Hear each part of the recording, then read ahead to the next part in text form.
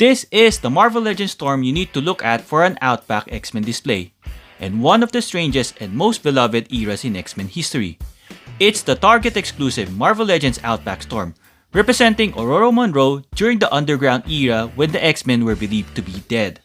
But how accurate is this figure to Marc Silvestri's artwork? And the big debate, is the suit supposed to be black, silver, or white?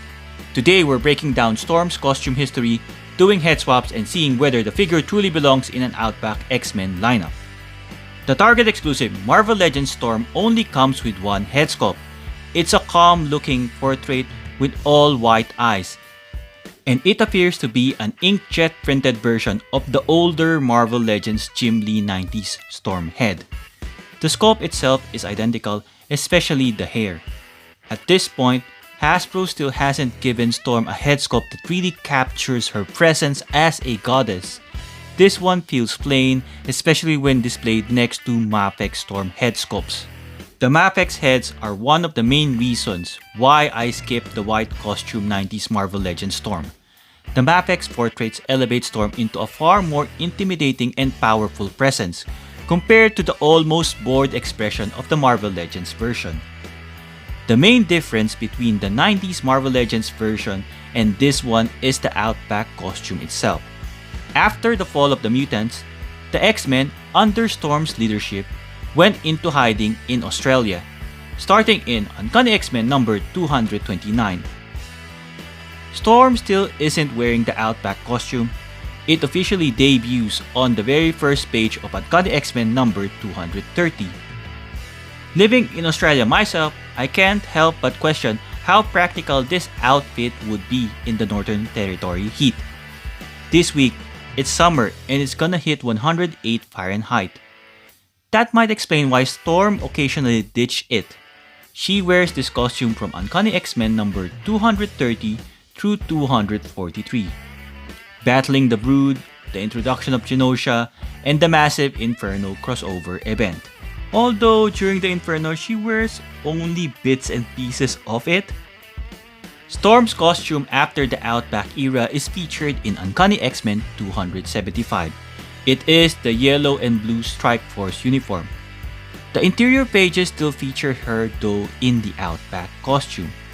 The Outback costume gets heavily damaged, which is why she officially switches to the Strike Force look in the next issue, which is Uncanny X-Men 276. Eventually, Storm adopts her famous white and silver Jim Lee costume in X-Men number 1, leading the X-Men Gold team in that look starting in Uncanny X-Men 281. This becomes her most recognizable costume in pop culture thanks to X-Men the Animated Series and more recently X-Men 97. For some quick size comparison, here she is standing next to Forge and Bishop. Forge was her primary romantic interest in the 90s, but Ororo was left shattered by Forge's disastrous non-proposal in Uncanny X-Men 290. While Forge walked away, it was Bishop who stepped up. Storm preoccupied herself with helping the time-displaced Aboriginal Australian Bishop adjust to our world. In return, he provided the emotional anchor she needed to get over the pain of Forge's departure. Here is Outback Storm besides the Marvel Legends Bishop from the Sauron Build-A-Figure wave, and Mezco 112 Collective Bishop. Bishop was co-created by the legend Whilce Portacio, a titan of the industry and fellow Filipino, who originally based Bishop's grit on the Filipino billiards legend Efren Bata Reyes. In the comic book panels, the Outback costume color varies. In its first appearance, it's undeniably dark, a grayish black, which this Marvel Legends figure captured extremely well. But in the later issues, the costume runs into the same dilemma as the Jim Lee 90s suit. Is the costume white, silver, or black?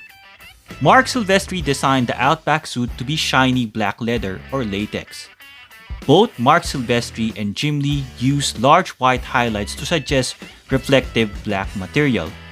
When you look at it that way, the color choice of this figure is actually spot on to Silvestri's art.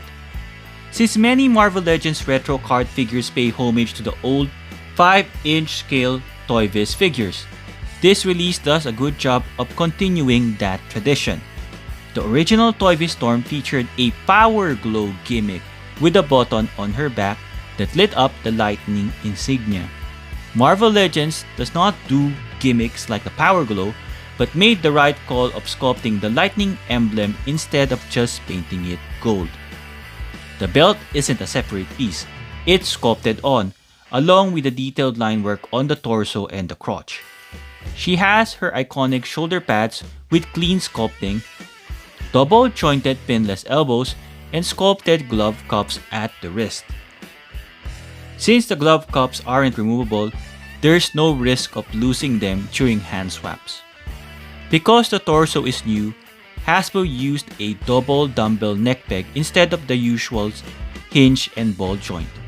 With Storm's hair so large, articulation is limited, but she can still tilt her head side to side. The legs are generic with no sculpted details, but they do include double-jointed pinless knees. Marvel Legends Storm includes a removable fabric cape, similar type of fabric to previous 90s Storm releases. Personally, I'm always nervous handling this type of material. I accidentally ripped the cape on my 90s Marvel Legends Storm. The black garter is tucked into the shoulder joints, meaning you need to pry it out. Pulling on it risks tearing the stitch section of the cape, and there's already a visible hole forming. Because of that, I probably won't attempt removing it again. I really wish Hasbro would move away from this fabric choice and use a more durable soft goods. For accessories, Storm includes 6 interchangeable hands, all of which can hinge forward and back. There's a pair of expressive open palm hands and a pair of closed fists, which honestly feels undersized, like they belong to a teenage Marvel Legends body. And this isn't the first time that Hasbro has done that with adult female figures. The final pair features lightning effects emerging from the fingertips, and Hasbro did a great job blending the fingers into the energy effects. These hands with lightning pieces are a reuse and repaint from the giant-size X-Men Storm and the X-Men 97 Storm. For the Marvel Legends price point, this is a solid representation of Storm's mutant powers. Mafex offers a more elaborate effects, but for Hasbro, this is perfectly acceptable. And you can reuse several lightning effects you may have already existing in your collection. You can reuse the older Storm powered up hands for the Outback Storm since they are reused hands.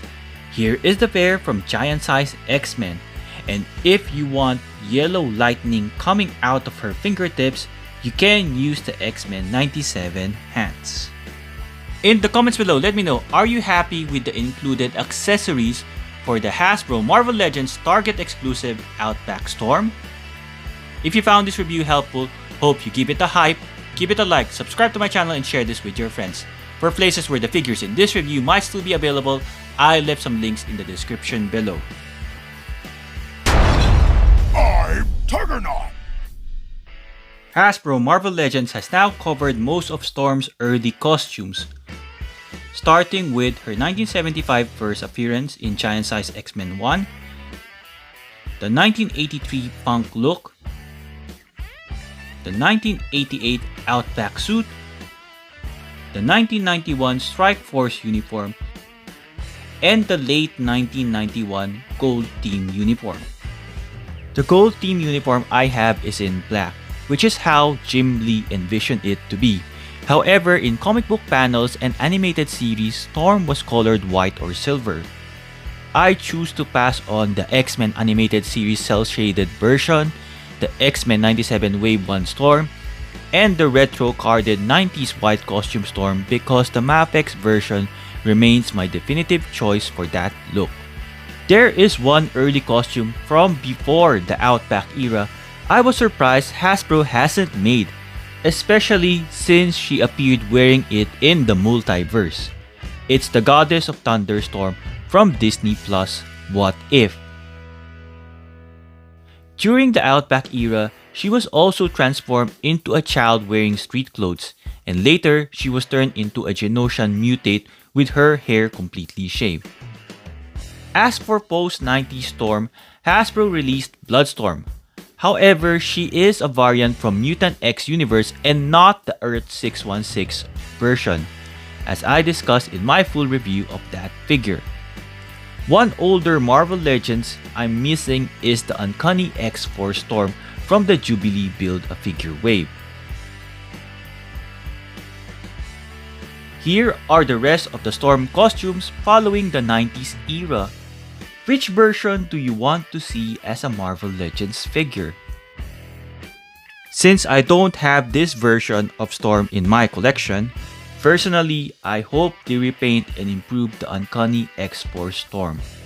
Since Hasbro completed the Remender era Uncanny X-Force lineup, it would be great to get the second iteration with updated costumes for Psylocke, Spiral, Bishop, Puck, and a new cluster. With Extreme X-Men Wolverine already produced, how about an Extreme X-Men Storm? I'm not sure how popular the Krakowan Age is with Marvel Legends collectors. I assume many don't read the current comic books, but Hasbro already started the House of X wave, so perhaps a House of X Storm or a Queen of Mars version is next. Come to think of it, it's now 2026, and that 2021 House of X wave is still sitting heavily on clearance. Already 5 years. Recently, Hasbro released a Hellfire Gala Spider-Man that I heard didn't do well and is also on clearance, like $15. In a Comic-Con interview, Hasbro admitted using Spider-Man, an extremely popular character, to test whether Hellfire Gala costumes were viable. Hopefully, even if it seems it is a failure, they still release fan favorites like Jean Grey and Storm. Unlike Spider-Man, a one-and-done look only for one night only, the Hellfire Gala outfits of Jean Grey and Storm became their main costumes for a significant time. This Target exclusive Marvel Legends Storms add another key member, the leader of the Outback X-Men team roster. At this point, only shirtless Outback Colossus and Betsy Braddock are missing. Betsy is a long overdue in her purple armor, and I really hope Hasbro includes accessories that reflect the Outback-era and the Revanche arc. In Uncanny X-Men 273, Storm appears with a shorter haircut, so here's a head swap using the Strikeforce Storm head sculpt. Even though the costume sometimes appears white, the Marvel Universe trading card clearly depicts it as a black leather costume. Given the peak Northern Territory heat, Storm's leather bodysuit feels a bit out of place compared to the shirtless Colossus or other team members in tactical gear. It's why this custom look on the X-Ray Studio Gold Hilder body works so well for a heat-accurate display. The Outback head here is attached using blue tack or sticky tack on the X-Ray Studio Gold Hilder body. In my full review of Gold Hilder, I found that this Storm head matches the skin tone surprisingly well. Other head swaps include the Funk Storm head, which works nicely since only the neck is exposed, minimizing the skin tone issues. For a more terrifying look, the Vampire Storm head also fits well. I also tested the giant-sized X-Men Storm head, which I don't really recommend on this body. The Target exclusive Marvel Legends Outback Storm stands 15.8 cm or 6.2 inches tall due to her large hair, but she is closer to 15 cm or 5.9 inches at the top of her head. According to the Marvel Universe trading card, Aurora Monroe is 5 feet 11, making this figure an excellent fit for Marvel Legends 6-inch scale. Here is Storm besides the rest of the Outback team: Dazzler from the Mojo World box set, J. Scott Campbell Rogue, Age of Apocalypse Colossus, Medicom Toy Mafex Brown Costume Wolverine, Madeline Pryor Kitbash, which is Jean Grey head on G.I. Joe Lady J, Havoc from the Bone Breaker Build-A-Figure wave, and Longshot from the Mojo World box set. When the X-Men relocate to the Australian Outback, they defeated the Reavers and took their base. Outback Storm besides Murray Reese, which is a Kitbash G.I. Joe Gung-Ho body, Skullbuster, Bonebreaker, Pretty Boy, and Lady Deathstrike. Storm besides the X-Men Strike Force team uniform. She was wearing the Outback costume along with Psylocke, Banshee, Wolverine, Gambit, Jubilee, and Forge. Marvel Legends Retro Storm besides the X-Men Gold team. Archangel, Jean Grey, Bishop, Retro Iceman, and from celebrating 80 years of Marvel 2-pack Colossus. My Marvel Legends Storm Collection, Vampire Storm, Punk Storm, Giant Size X-Men Storm, X-Men Strike Force Team Uniform, Retro 90s Storm Black Costume variant, and the X-Men 97 Storm. Recently reviewed Spider-Man 2099, Maximum Series Spider-Man, and Uncanny Spider-Man, X-Men 97 Nightcrawler. Just like this review, I did a comic book deep dive in my Uncanny Spider-Man review. I tried my best to explain how Mystique is actually Kurt's daddy. Hope you check that one out too. Outback Storm next to different shapes and sizes of male Marvel Legends mold. X-Men 97 Wolverine, which is a shorter male buck. Cyclops, which is a regular size male buck. Sunspot for a teenage buck. And a taller male Cable. Different sizes of Marvel Legends females. A pair of Miss Marvels, the authentic Warbird, and the imposter Dark Avengers Miss Marvel. X-Men 97 Rogue and X-Men 97 Jubilee. Arcade nostalgia with Marvel Legends Gamerverse X-Men characters, Wolverine and Psylocke. Jada Toy Street Fighter exclusive Player 2 Cammy and Vega. 112 scale Medicom Toy Mafex Weapon X, Age of Apocalypse Cyclops, Jean Grey Phoenix, and Psylocke. Marvel Legends Bishop from the Sauron Build-A-Figure Wave, and Mezco 112 Collective Bishop. Figures from different toy lines: Boss Fight Studio Red Sonja, X-Ray Studio Gold Hilder, Darna by Halimo Sculptures and Loose Collector, Red Sonja by Executive Replicas and Loose Collector. 6-inch scale versus 7-inch scale size comparison, Hasbro Marvel Legends 80th Anniversary Hulk, and the Diamond Select Toys Marvel Select Immortal Hulk or the Rampaging Hulk. For packaging, Storm comes in the Uncanny X-Men Retro packaging design, which gives homage to the Toy Biz 5-inch scale line. Top is the Uncanny X-Men logo and a corner box. All 4 characters in that corner box had their own figures released already. Left side is art by David Nakayama. Back is a retro art of Storm and promo shot. Short read up. Pause it right now if you want to have a read. Warning, legalities, and the barcode. For articulation, Storm's head can move from side to side. She cannot look up because of her massive hair. She can look down. Arms can extend that far. It can do a full 360, but be careful because of the attached cape, which I removed here. She has a bicep swivel, double jointed pinless elbows. Wrist can swivel, can hinge forward and back. She has a upper torso swivel. Storm can crunch forward and crunch backward really well. She does not have a waist swivel. She can do a split, upper thigh swivel, double jointed pinless knees, can kick far back, kick forward, no boot cut, feet can hinge forward and back, and has an ankle rocker. My final thoughts on the Hasbro Marvel Legends Target exclusive Uncanny X-Men Storm Outback costume. If you love the Outback era of the X-Men, this figure is a must-add. I am glad Hasbro did not simply repaint old version of Storm's torso but created a new one instead. Hasbro does not include gimmicks like Toy Biz, but they provided the necessary accessories that represent Storm's powers. This is a must-add for Storm fans.